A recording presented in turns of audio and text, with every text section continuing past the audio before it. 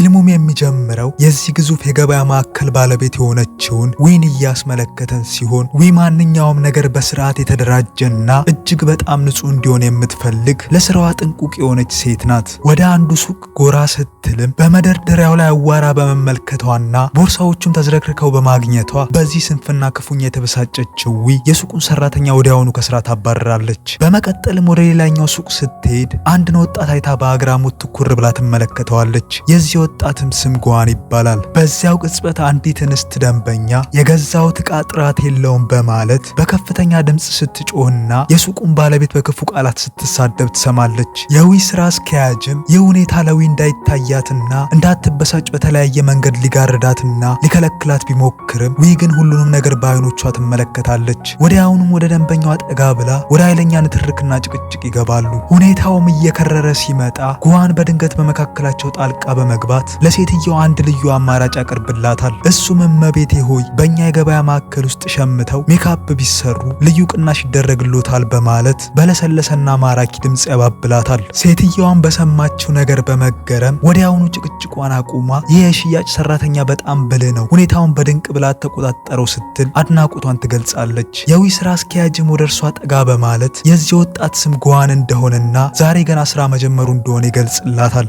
አያይዞም ያ ብልህ ወጣት ጓን በቀድሞ ኩባንያውም ቢሆን ቁጥር 1 የሽያጭ ባለሙያ እንደነበር ያስረዳታል። በዚያን ዕለት ምሽትም ለአዳዲስ ሰራተኞች በተዘጋጀው የደስታ ድግስ ላይ ዊ ከመጠን በላይ መጠጥ በመጠጣቷ ራሷን መቆጣጠር እስኪያቅጣት ድረስ ትሰክራለች። በመጠጥ ኃይል ተገፋፍታም በስህተት ወደ ወንዶች መጸዳጃ ቤት በመግባቷ እዚያም ጓንን ስታገኘው ግራ በመጋባት እየተከተልከኝ ነው እንዴ ስትል ትጠይቀዋለች። ጓንም በመገረም ይህ እኮ የወንዶች መጸዳጃ ቤት ነው በማለት ይመልስላታል። ዊ በገዛ አይኗ የወንዶች መጸዳጃ ቤት መሆኑን ስታረጋግጥ ብትደነግጥም በዚያው ቅጽበት ግን ሚዛኗን ስታ በጓን ላይ ትወድቃለች። በዚህ መሃልም ሳይታሰብ የጓን ቀበቶ ከሷ ጋር ተያይዞ ይወጣል። ጓንም ቀበቶን ለማስመለስ ተከትሏት ሲወጣ ዊ ግን ቆም ብላ ለመሆኑ ዛሬ ጠዋት ለምን ረዳኸኝ? እኔን መውደድ ጀምራል አይደል? በማለት በድፍረት ትጠይቀዋለች። ጓን ግን እንደማይወዳትና ይህንንም ያደረገው የተፈጠረውን ችግር ለመፍታት ብቻ እንደሆነ አጥብቆ ይነግራታል። በማግስቱም ዊ ከመጠጥ ስካሯ ስትነቃ ትላንት ለጓን የተናገረችው ሁሉ ትዝ እያላት በታላቅ አፍረትና ጭንቀት ውስጥ ትገባለች። ቢሆንም ግን ወደ ገበያ ማዕከሉ ስትደርስ ጓን የአንዲት ደንበኛን እጅ ይዞ ስለ ምርቶቹ ሲያስረዳ ታገኘዋለች። ይህንን የተመለከተችውም ዊ በቅናት ስሜት ተቃጥላ ወደ ውስጥ ትገባና እዚያ ያሉትን ዕቃዎች በሙሉ እኔ ገዛቸዋለሁ በማለት በቁጣ ትዕዛዝ ትሰጣለች። ጓንም በዊ ድርጊት ግራ ተጋብቶ ይዟት ዞር በማለት ለምን እንዲህ እንደምታደርግ በአግራሞት ሲጠይቃት ዊም በምላሹ የሽያጭ መጠኑን ለማሳደግ እየረዳችው እንደሆነ ትገልጻለች።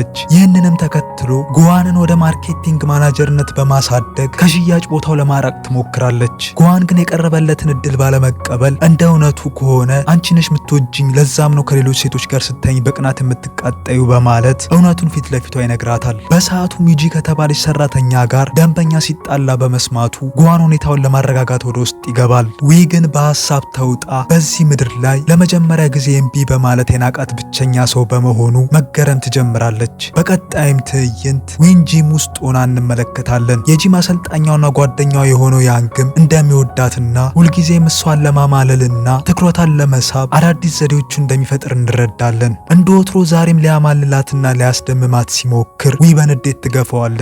ያንግም ግራ በመጋባት ዛሬ ምን እንዲህ እንዳበሳጫት ሲጠይቃት ዊም እዛ ማዕከል ውስጥ አንድ ራሱን በጣም ቆንጆ አድርጎ የሚያስብ አዲስ ሰራተኛ እንደገባና ለሱ የሚገባውን ትምህርት መስጠት እንዳለባት በቁጣ ትገልጻለች። ከዛም በማዕከሉ ውስጥ ዩጂና ሌላ ሰራተኛ ስለ ዊ ማውራት ይጀምራሉ። ዊ የዚህ ማዕከል ባለቤት ከሆነችበት ጊዜ ጀምሮ በባህሪዋ የተማሩ ብዙ ሰራተኞች ስራቸውን እንደለቀቁ ሲያወሩ ጓን በዝምታ ያደምጣቸዋል። በዚያው ቅጽበትም ጥቂት ሰዎች ወደ ማዕከሉ በጥላቻ በመግባት እዚህ የሚሸጡት ምርቶች በሙሉ አስመሳይና ዋጋቸውም የተጋነነ ነው በማለት እየጮሁ ዕቃዎችን ማውደም ይጀምራሉ። ዊም በድፍረት መሃላቸው በመግባት ይህንን ድርጊታቸውን እንዲያቆሙና አሁኑኑ ለቀው እንዲወጡ ብታዛቸውም እነሱ ግን በክፉ ቃላት እያዋረዱ ሊደበድቧት መጠጋት ሲጀምሩ በሰዓቱ የአማላዩና ቆራጡ ጓን ወዲያውኑ ደርሶ ወንበዴዎችን በመደብደብ ዊን ይዟት በሩጫ ያመልጣል። ጓንም በቁጣ ሁልጊዜ በሰዎች ላይ ስለምትጮሂ ማንም አይወድሽም በማለት በግልጽ ሲነግራት ዊ ግን ምክሩን ከመስማት ይልቅ ለምን እንዲህ በአክብሮት እርሶ እያልክ ታናግረኛለህ? ከፈለክ በስሜ ልትጠራኝ ትችላለህ በማለት ስሜቷን ትገልጽለታለች። ጓን ግን በይበልጥ ተበሳጭቶ ሁልጊዜ ሊያድናት እንደማይችልና ከሰዎች ጋር መልካም መሆንን መለማመድ እንዳለባት በጥብቅ ያስጠነቅቃታል። በሚቀጥለው በሚቀጥለውም ትዕይንት ጓን በትምህርት ክፍል ውስጥ እናገኘዋለን። በመጽሐፉም ውስጥ ዛሬ ምሽት 2 ሰዓት ላይ በዚያ አድራሻ ዊን ለማግኘት ና የሚል መልእክት የያዘ ደብዳቤ ያገኛል። ጓን ግን ለደብዳቤው ግድ ሳይሰጠው ወዲያውኑ ወደ ቆሻሻው መጣያ ውስጥ ይወረውረዋል። በሌላ በኩል ግን ዊ ጓን ይመጣል ብላ በታላቅ ጉጉት እየጠበቀችው ትገኛለች። ከቆይታም በኋላ ስራ አስኪያጁ መጥቶ ጓን ወደ ትምህርት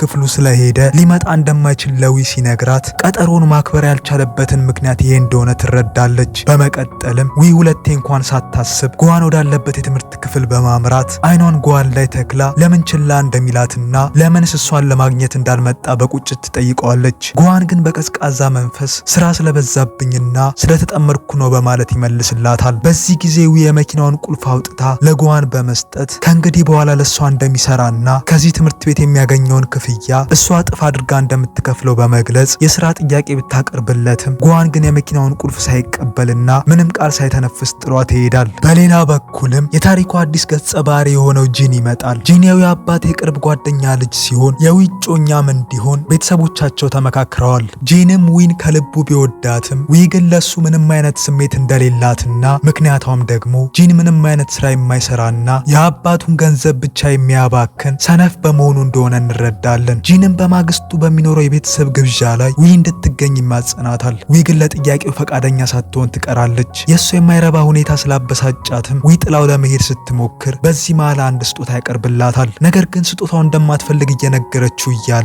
በስህተት መሬት ላይ ወድቆ በዚያው ቅጽበትም አንድ መኪና በስጦታው ላይ ሄዶበት ስጦታው እንዳልነበረ ይሆናል። ይህም አጋጣሚ የጂንን ልብ ክፉኛ ይሰብረዋል። ዊም በስጦታው መበላሸት ምክንያት በደረሰው አጋጣሚ ተገዳ በማግስቱ በሚደረገው የጂን የቤተሰብ ግብዣ ላይ ለመገኘት ቃል ትገባለች። በሚቀጥለውም ቀን ወደ ገበያ ማዕከሉ ስትገባ ጓንን አይታው ልታናግረው ስትቃረብ ጂን ቀድሞ በመድረስ ዛሬ አብረን እንሄዳለን ብለሽኛል በማለት ያስታውሳታል። ዊ ምንም እንኳን ፍላጎቱ ባይኖራትም በቃሏ መሰረት ከጂን ጋር ለመሄድ ትገደዳለች። በቀጣይም ትዕይንት የጂንና የዊ ቤተሰቦች በአንድ ላይ ምሳ እየበሉ እንመለከታለን። ቤተሰቦቻቸው ስለሚጠቀሙባቸው ብራንዶችና ስለ ንብረታቸው ብዛት በማውራት ሲኩራሩ ዊ በንግግራቸው በጣም ተሰላችታ ትወጣለች። ቀጥታ ወደ ጓን ዘንድ በመሄድም የኔ ፍቅረኛ እንድትሆን ፈልጋለሁ ስትል ያልተጠበቀ ጥያቄዋን ታቀርብለታለች። ትልቁ ቻናላችን በአንዳንድ ችግሮች ምክንያት ስለታገደብን ካሁን በኋላ ስራችንን የምንለቀው በዚህኛው ቻናል ይሆናል። ይህን ቻናል ሰብስክራይብ በማድረግ እንዲሁም ቪዲዮውን ለሌሎች በማጋራት እንድታበረታቱንና አብሮነታችሁን እንድታሳዩን በአክብሮት እንጠይቃለን። ስለምትከታተሉን ከልብ እናመሰግናለን። ቀጥታ ወደ ጓን ዘንድ በመሄድም የኔ ፍቅረኛ እንድትሆን ፈልጋለሁ ስትል ያልተጠበቀ ጥያቄዋን ታቀርብለታለች። ጓን ግን ቀደም ሲል እምቢ ማለቴን ታውቂያለሽ በማለት ይቃወማታል። ዊ ግን ተስፋ ሳትቆርጥ ለአንድ ወር ብቻ እንዲሆንና ይህንንም ካደረገላት ደግሞ የዚህ ማዕከል ስራ አስኪያጅ እንደምታደርገውና በአመትም የ15 ቀን ረፍት እንደምትሰጠው ታላቅ መደለያ ታቀርብለታለች።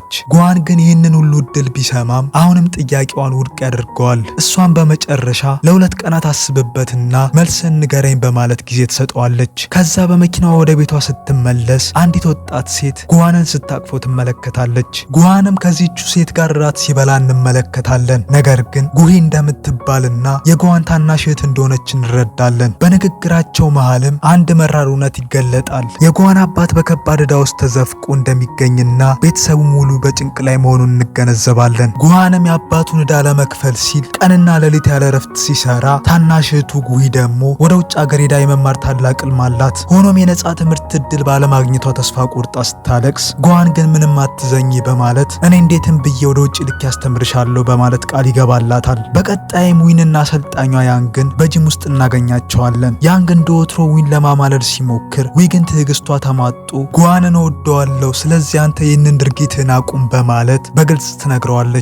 ያንግን በመቅናት ለመሆኑ ስለምትወጂ ሰው ምን ታውቂያለሽ? ምናልባት ሌላ ፍቅረኛ ቢኖረውስ በማለት ጥርጣሬ ይዘራባታል። ዊም አያይዛ የትላንት ምሽቱን ከሴት ጋር ሲተቃቀፍ ያየችውን በማስታወስ በጥርጣሬ ትዋጣለች።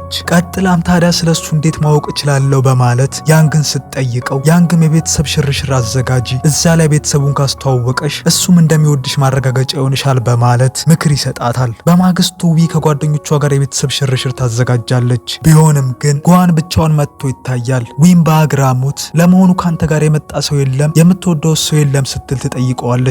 ጓን ግን ይህ ለአንቺ ምን ይጠቅምሻል በማለት በጥያቄ መልስላታል። ከዛም ሁሉም የተለያዩ ጨዋታዎችን ሲጫወቱ ቆይተው ጨዋታውም ሲያበቃ ስታበቃ ሁሉም ሽልማታቸውን መቀበል ይጀምራሉ። ከዛ ጓን ዊን ከአይኑ ስር ሲያጣት ይፈልጋት ይጀምራል። በመጨረሻም በባቡር ጣቢያ ተቀምጣ መጠጥ ስትጠጣ አግኝቷት ወደ እሷ ሲጠጋ ዊን በሐዘን ተሞልታ እኔ ማንም እንዳይወደኝ የሚያደርግ መጥፎ ባህሪ ነው ያለኝ፣ ከዚህ የገበያ ማዕከልስ ኃላፊነቴን ልልቀቅ ስትል ትጠይቀዋለች። ጓን ግን ባለሽበት ሁኔታ አንቺ ትክክል ነሽ በማለት ያጽናናታል። ቀጥላም ታዲያ አንተ ለምን አትወደኝም በማለት ትጠይቀዋለች። እንደ እውነታው ግን ዊ ገና ከልጅነቷ ጀምሮ እንዲህ ያለ መጥፎና ተቆጣጣሪ ባህሪ እንዳልነበረባትና ነገር ግን ስኬታማ ሰው ለመሆን የግድ ጨካኝና ጥብቅ መሆን እንዳለባት ስለተነገራት ባህሪዋን እንዲሆን አድርገዋለች። ጓንም የዊንን እንባ ካበሰ በኋላ ከዚያ ቦታ ይዟት ይወጣል። በማግስቱም ዊ በጂም ውስጥ ሆና አሰልጣኛው ያንግ ትላንት ከጨዋታው በኋላ የት እንደሄደች ሲጠይቃት ዊ ግን ምንም ትዝ እንደማይላት በመግለጽ ትመልስለታለች። ሆኖም ግን አንድን ሰው በፍቅር አጥምደ ለማስቀረት የቅናት ስሜት እንዲሰማው ማድረግ አለብ የሚለውን በአንድ መጽሐፍ ያነበበችውን ዘዴ ታስታውሳለች። በመጨረሻም ጂን ወደ ማዕከሉ መጥቶ አበባና አልማዝ የአንገት ሐብል በስጦታ መልክ ያቀርብላታል። ነገር ግን የጌጣጌጡ ሳጥን ሲከፈት በውስጡ ምንም ነገር አልነበረውም። ሻጩም ለጂን በከፈልከው ጥቂት ገንዘብ ልታገኝ የምችለው ይህንን ባዶ ሳጥን ብቻ ነው በማለት በሁሉም ፊት ያሳፍረዋል። የቆጡን አውርድ በላይ ብብቷን ጣለች እንደሚባለው ዊ ጓንን ለማስቀናት ያቀደችው እቅድ ሳይሳካ ቀርቶ በጂን መዋረድ ምክንያት ታሪኩ ሌላ መልክ ይይዛል። የታክሲ ሹፌሩን መጥቶ የጉዞ ሂሳቡን ሲጠይቅና ጂን ሲሸማቀቅ ጓን ከሱቁ ሆኖ በትዝብት እያየ ይስቃል። ዊም በጂን ሞኝነት በጣም ተበሳጭታ ከዚያ ቦታ በመውጣት ወደ ጓን ሱቅ ገብታ የተለያዩ የውበት መጠበቂያዎችን ለመግዛት ትሞክራለች። ጓን ግን የዊንን ፍላጎት ተረድቶ ይህንን ሁሉ ማድረግ አያስፈልግሽም በማለት በተረጋጋ መንፈስ ይነግራታል። በሰዓቱም ጂን ዳግመኛ ብቅ በማለት ዛሬ ምሽት ራት አብረን እንብላ ሲል ደጋግሞ ይለምናታል። ዊ ግን የጂንን ጭቅጭቅ ለማስቆም የጓንን እጅ አጥብቃ በመያዝ ዛሬ ምሽት ከሱ ጋር ራት ስለምበላ ካንተ ጋር መሄድ አልችልም በማለት በሁሉም ፊት ታውጃለች። ጂንም በቁጣ ተሞልቶ ዊን በኃይል ይዞ ሊወስዳት ሲሞክር ጓን በመካከላቸው ገብቶ ያስቆመዋል። ጂንም በንዴት እየተንቀጠቀጠ ለመሆኑ እኔን የምታስቆመኝ አንተ ማነ ብሎ ሲጠይቀው ጓንም በልበ ሙሉነት እኔ ፍቅረኛዋ ነኝ በማለት ይመልስለታል። ጂን በዚህ ንግግር ክፉኛ ተቆጥቶ ጓንን በጥፊ ይመታዋል። በሱቁ ውስጥና በውጭ የነበሩ ሰዎች ይህንን ትዕይንት በስልካቸው ሲቀርጹት የተመለከተው ጂን በአፍረት ተሸማቆ አካባቢውን ለቆ ይሄዳል። በሚቀጥለውም ቀን ዊ ወደ ጓን የትምህርት ክፍል ስትሄድ ጓን በህመም ምክንያት እንዳልመጣ ትረዳለች። ወዲያውኑም ወደ ቤቱ ስታመራ ጓንን በህመም አልጋ ላይ አግኝታው ታሞ ለምን እንዳልነገራት በመጠየቅና በዚህ ሁኔታ መስራት እንደሌለበት በመግለጽ ከዛሬ ጀምሮ ሙሉ በሙሉ እስከሚድን ድረስ እረፍት ላይ እንዲሆን በታላቅ ሐዘኔታና ፍቅር ታዘዋለች። ለጓን ያላትን ሐሳቢነት ለማሳየትም የዩቲዩብ ቪዲዮን እየተመለከተች የዶሮ ሾርባ ታዘጋጃለች። ሾርባውን ይዛለት በመቅረብም ለአንድ ሰው ምግብ ሳበስል አንተ የመጀመሪያው ነህ በማለት በልዩ ስሜት ትነግረዋለች። ጓን ሾርባውን መቅመስ ሲጀምር ዊም ተከትላው ትቀምሳለች። በዚህም ምግቡ በጣም መጥፎ እንደሆነ ወዲያውኑ ትረዳለች። ዊም ከክፍል ወጥታ በምትሄድበት ሰዓት በቤት ውስጥ ጉይን ስታገኛት ፍቅረኛው መስላት በድንጋጤና በቅናት ስሜት ሆና በቁጣ ፍቅረኛሽን በጥንቃቄ ጠብቂው ሲድንም ወደ ስራ እንዲመጣ ንገሪው ስትላት ጉይ በዊ ባህሪ ተገርማ አንቺ ዊ መሆን አለብሽ እሱ እኮ ወንድሜ ነው ስትል እውነታውን ትገልጽላታለች። ዊም በሰራችው ስህተት ደንግጣ ደርቃ ትቀራለች። ይህንን ሁሉ ሁኔታ ለጓደኛዋና ለአሰልጣኟ ያንግ እያለቀሰች ትነግረዋለች። በዚያው ቅጽበት በመጽሐፍ ያነበበችውን የቅናት ዘዴ ትዝ ይላታል። በማግስቱ ዊ ወደ ጓን ሱቅ ስታመራ ጓን ሊያናግራት ቢሞክርም ዊ ግን ሆን ብላ ችላ በማለት ዩጄ የተባለችውን ሰራተኛ ጠርታ ለማዕከሉ የማስታወቂያ ፎቶ ቀረጻ ስለተመረጥሽ ተዘጋጅ ትላታለች። ጓን አሁንም ቢሆን በቁም ነገር ሊያናግራት ሲሞክር እሷም ለማስቀናት ብላ ያንግን በመካከላቸው ታስገባዋለች። ጓንም ያንግን እሷን ለብቻው ላናግራት ስለፈለግኩ እባክህን ከዚህ ሂድ ቢለውም ዊ ግን እንዳይሄድ የያንግን እጅ አጥብቃ ትይዘዋለች። ጓንም በዊ ድርጊት ተገርሞ ይመለከታታል። አመሻሽም ላይ ዊ ወደ ቤቷ እያመራች ሳለ ጓንም ለዊ አስቸኳይ ነገር ላናግርሽ ፈልጋለሁ በማለት ወደ ቤቱ ይዟት ይሄዳል። ከዚያም እጅግ የሚጣፍጡ ምግቦችን አብስሎ ያቀርብላታል። ጓንም አይኖቿን ትኩር ብሎ እያየ ለማንም ብለሽ ራስሽን አትቀይሪ፣ ይህ ጥብቅ ባህሪሽ ላንቺ ይስማማል። እውነቱን ለመናገር በፊት አልወድሽም ነበር፣ አሁን ላይ ግን በፍቅርሽ ወድቅ ያለው ፍቅረኛዬ ለመሆንስ ፍቃደኛ ነሽ ብሎ በመጠየቅ የልቡን ሚስጥር ያፈስላታል። ይህንን ስትሰማ በድንጋጤና በደስታ መሃል ሆና በህልሟ ያለች ይመስላታል። ትዕይንቱም ሲቀየር የጓን እህት ጉይ ወደ ቤት ገብታ የተሰቀለውን አዲስ የግድግዳ ጌጥ ስታይ በደስታ ትሞላለች። በጠረጴዛው ላይ 2 ሳህኖችን ተመልክታ ጓንን ያቺ ተናዳጅ ዊ እዚህ ነበረች አይደል በማለት ስትጠይቀው ጉዋንም እባክሽን እንዲያትበያት አሁን እሷ ፍቅረኛዬ ነች፣ ይህንንም ጌጥ ስጦታ የሰጠችኝ እሷ ናት በማለት ያስረዳታል። ጉዊ ግን በሁኔታው ተቆጥታ እዚህ አልመጣም ከእንግዲህ ብላ በንዴት ትወጣለች። በማግስቱም ለማስታወቂያ ፎቶ ቀረጻው ወደ ቦታው ያመራሉ። ቀረጻው የሚካሄድበትን ቦታ እየተመለከቱን ሳለ በድንገት በንቦች ይወረሩና ሁሉም ራሳቸውን ለማዳን ሩጫ ይጀምራሉ። በዚህም መሃል ጉዋን ፊቱ ላይ ጉዳት ደርሶበት ዊም በጥንቃቄ በቁስል ፕላስተር ትሸፍንለታለች። አመሻሽም ላይ ጉዋን ወደ ዊ ክፍል ሊገባ ፈልጎ እስከ በሩ ድረስ ቢመጣም ነገር ግን በሩን ሳያንኳኳ በሀሳብ ተውጦ እየተመለሰ እያለ ዊ በድንጋጤ እየጮች ወጥታ ወረቅፉ ውስጥ ትገባለች። ክፍሏ ውስጥም በረሮ እንዳለ በፍርሃት ነግራው ጉዋን ወደ ክፍሏ ገብቶ ይገለዋል። ዊም በአድናቆት ሁሉም ነገር እንዴት እንዲህ በቀላሉ ትፈታዋለህ? ካንተ ጋር ሲሆን በዓለም ላይ ምንም ችግር ያለ አይመስለኝም በማለት ስሜቷን ትገልጽለታለች። ጉዋን ግን የጥንካሬውን ምስጢር እንዲህ ሲል ማጋራት ይጀምራል። ልጅ እያለ እንዲህ እንዳልነበረና እናቱ በመሞታና አባቱ ጥሏቸው በመሄዱ ግን የቤተሰቡን ኃላፊነት ለመወጣት ሲል ከሰዎች ጋር እንዴት መኖርና መግባባት እንዳለበት በተግባር እንደተማረ ይገልጽላታል። ዊ የጉዋንን የህይወቱ ጣውረድ ስትሰማ ይበልጥ የልብ ቅርበት ይሰማታል። በነጋታውም ዩጂ መጥታ እንደታመመችና ፎቶ ቀረጻውን መቀጠል እንደማትችል ትገልጻለች። እውነታው ግን የዊና የጉዋን የፍቅር ግንኙነት ስለገባት ሁለቱ ይበልጥ እንዲቀራረቡ ድል ለመስጠት የተጠቀመችው ዘዴ ነበር። ዊም በቀረጻው ላይ ለመሳተፍ ስትስማማ ነገር ግን ፎቶግራፍ አንሺው ሁለቱን በአንድ ላይ ፎቶ ለማንሳት ፈቃደኛ ባለመሆኑ ዊ ጥርጣሬ ይገባታል። የፎቶግራፍ አንሺውን አይኖች ትኩር ብላም ስትመለከት እሱ ሌላ ማንም ሳይሆን አፍቃሪዋና ባሏ ለመሆን የቋመጠው ጂን መሆኑን ትረዳለች።